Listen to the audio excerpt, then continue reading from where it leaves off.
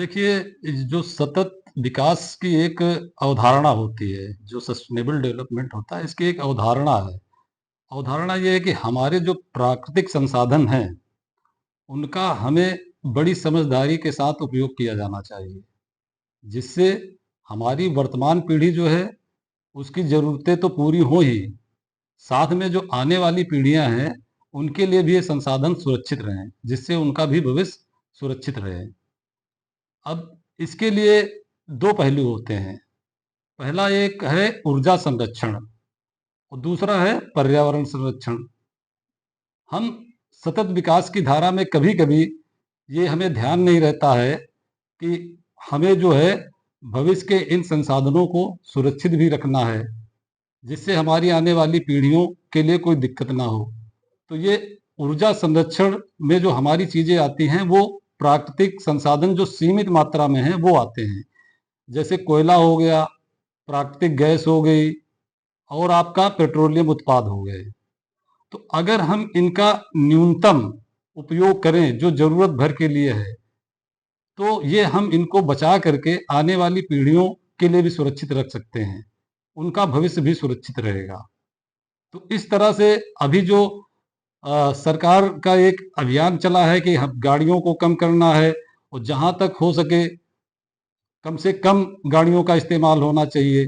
तो उसी के तहत अभी हमने एक अभियान चलाया है, हमने नीचे वालों के लिए भी बताया है कि लगभग 3 किलोमीटर या 5 किलोमीटर के दायरे में अगर कोई काम है, तो अपना साइकिल या ई-रिक्शे का इस्तेमाल करें और इससे ज़्यादा दूरी पे कहीं जाना है, ब्रेकडाउन वगैरह अगर अटेंड करना है, तब गाड़ी का उपयोग कर सकते हैं। दूसरा हमारा पहलू आता है पर्यावरण संरक्षण का। पर्यावरण संरक्षण भी बहुत ज़रूरी है। ये एक आज की तारीख में केवल विकल्प नहीं रह गया है, ये आने वाले कल की सुरक्षा है और मानव अस्तित्व के लिए एक अनिवार्य आवश्यकता है। इसमें अगर हम पर्यावरण संरक्षण की बात करेंगे, तभी हमारा जो आने वाली पीढ़ियाँ हैं, वो भी सुरक्षित रहेंगी। तो ये 2 पहलू हैं, इसी संदेश के उद्देश्य से कि जन-जन तक, लोगों तक पहुँच सके, हमारे सबॉर्डिनेट, हमारे नीचे का स्टाफ इस बात को समझ सके। इसी अभियान के तहत, इसी संदेश को पहुँचाने के उद्देश्य से हमने आज ये अभियान शुरू कराया है और इसको जो है हम आगे कंटिन्यू करेंगे।